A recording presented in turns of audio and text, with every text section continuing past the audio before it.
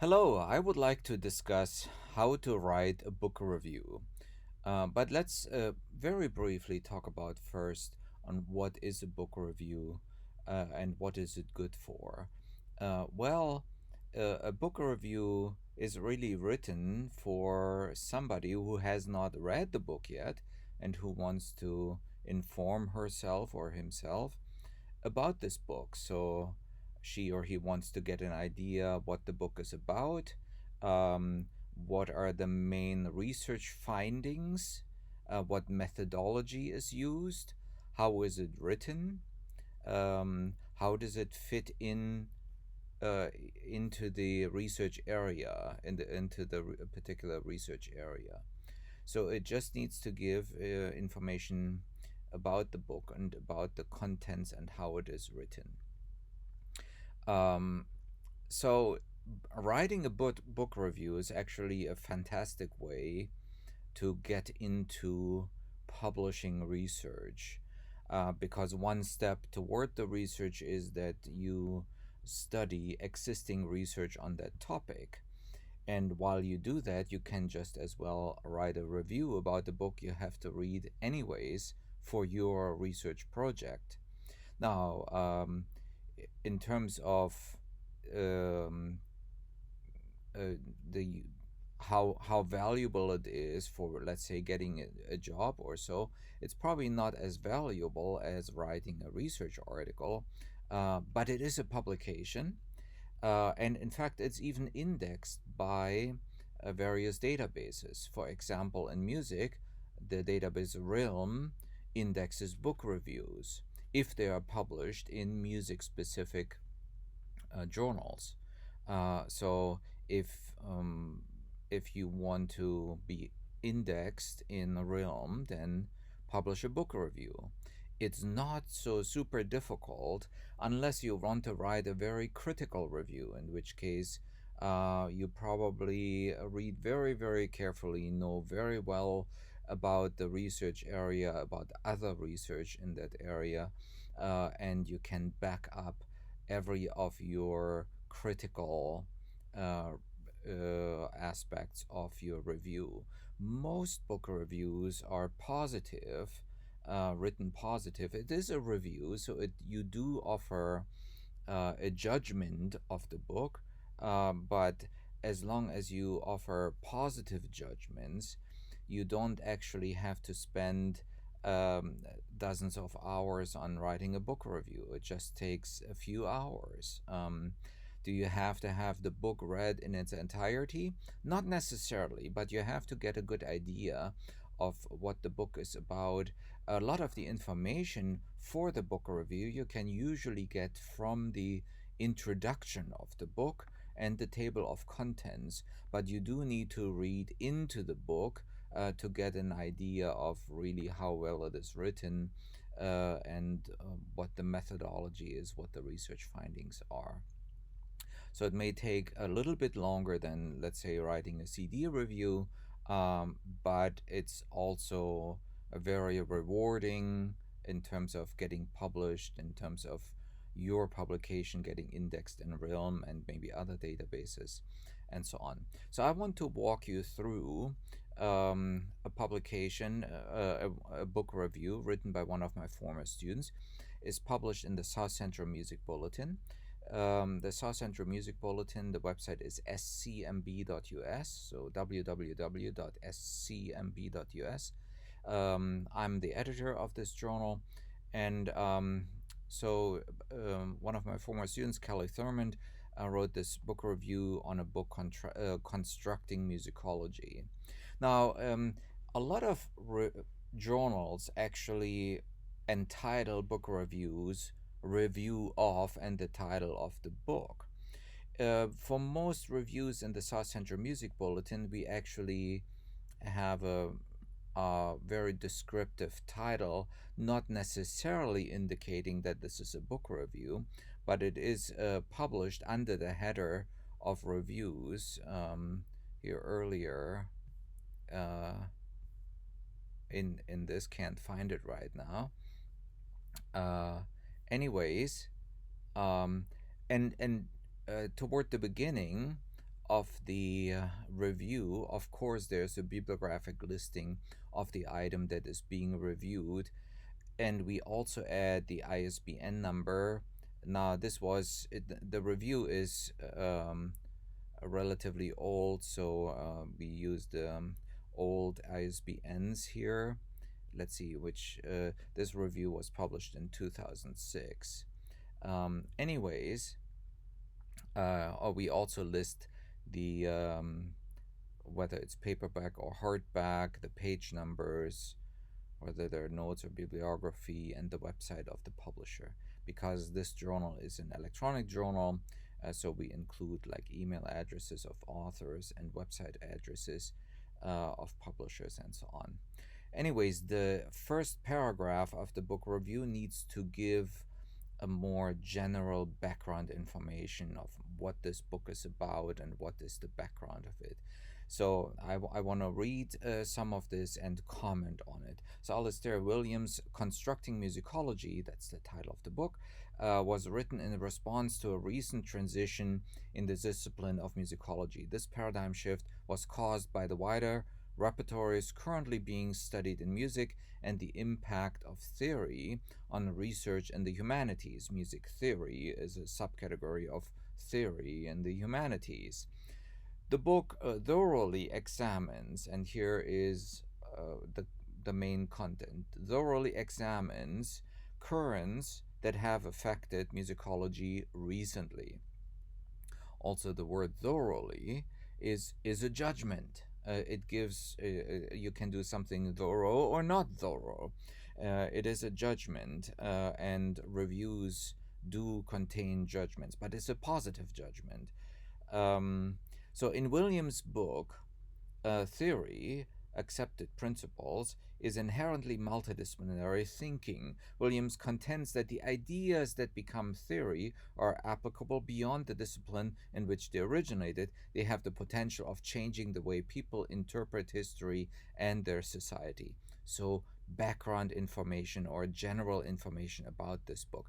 Therefore, theory has an expanded relevance in literature, and literary interpretation can extend beyond its boundaries. Can musicology do this? Williams believes that a theoretically informed musicology will be able to address and explore other disciplines, and this is what he aims to prove in constructing musicology. So basically, the reviewer states of what the book is about, what its main definition of important terms like theory are, and what the goal of the book is. Then goes into more details. The book has two main goals: A, to make a place for musicology in theoretical debates, and B, to negotiate a theoretical place for musicology. This process is to achieve these goals. This process to achieve these goals is twofold. First, we must open channels so that musicology may benefit aspects of theory that are of general interest, and second, make theory depend on the goals and methodologies of musicology. The result will not be a new musicology, but a musicology under construction, one that designates its own procedures and creates strategies for particular problems. So now here's a reference.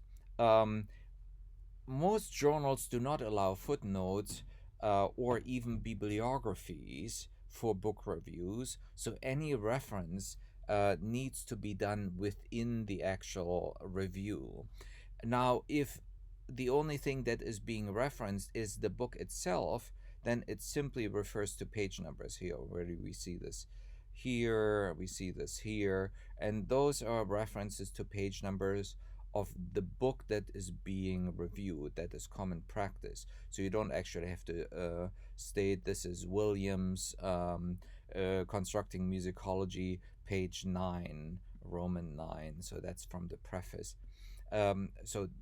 So those are references. These are very important. You have to reference whether you direct quote or indirect quote. If you take some information as an indirect quote, you reword it, you still have to reference it and give a page number. Now, this is actually quite important because I already earlier said a lot of the information for the book review itself you can take from the introduction. Introductions usually have Roman page numbers as opposed to Arabic page numbers. Uh, so the author of this review, uh, of course, used the introduction of the book to the book to get information to write this book review. Anyways, continuing, Constructing Musicology is divided into 6 chapters, and then the 6 chapters are named. So this is very important.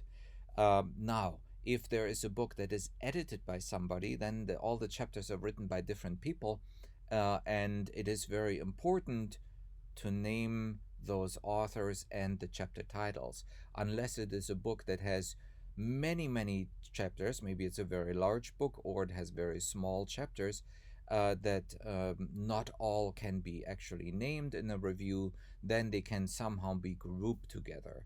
In this case, this is a book that is written by one author who wrote the entire book. And of course, it is important to say what are the chapters about.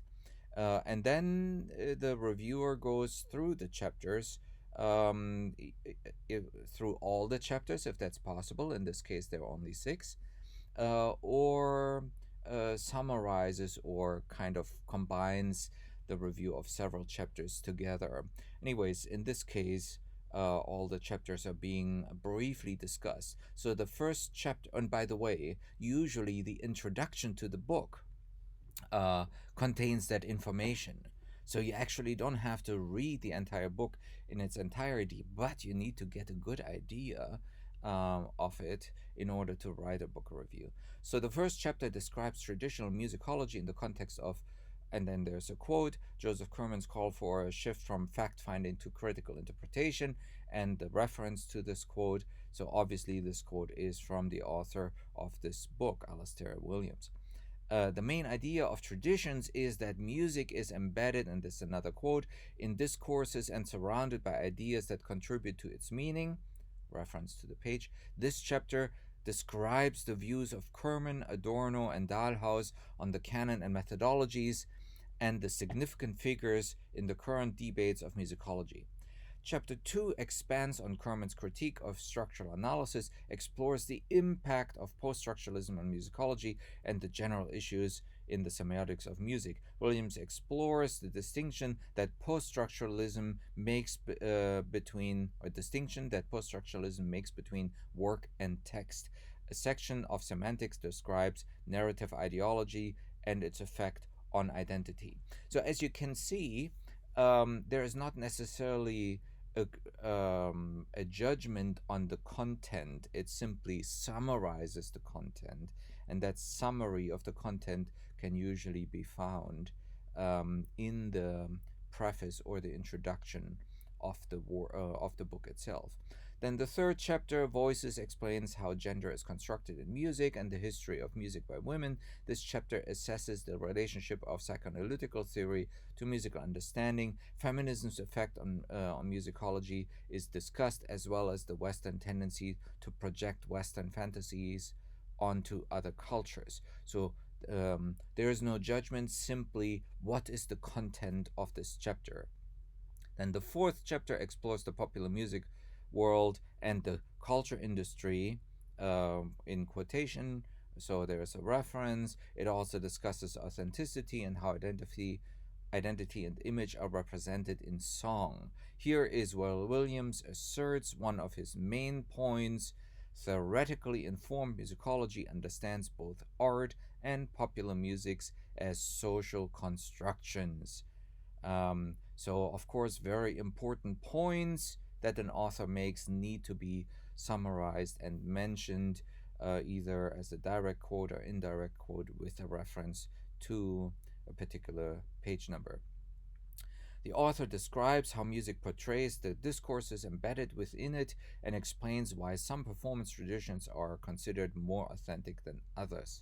The fifth chapter examines the way non-European cultures are represented by European culture, which touches on debates within ethnomusicology, Williams poses the question: does it portray a distorted view of knowledge when Westerners should study non Western music?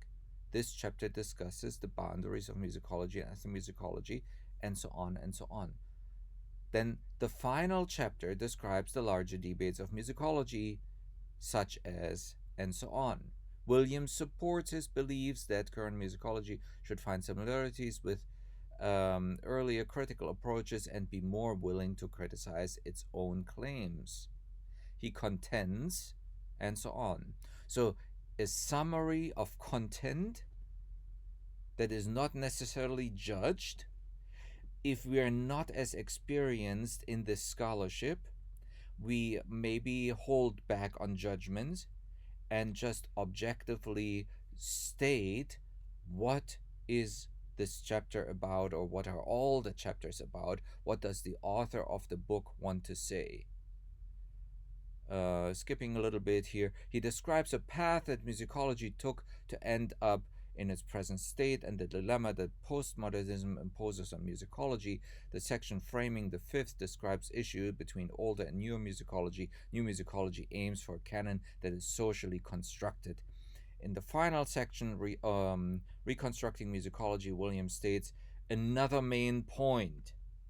Like other humanities, musicology must construct the humanist tradition, or reconstruct the humanist tradition from which it sprang.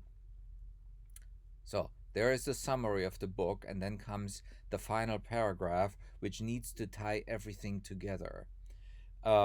Initially, Williams' organization of constructing musicology seems disconcerting and diverse. For example, he seems to place much more weight on the subject of modernity than on other discourses related to musicology. However, once the main goals of constructing musicology are recognized, Williams' organization of the book is clarified. The goal of a multidimensional comprehension of musicology requires interdisciplinary work that blurs boundary.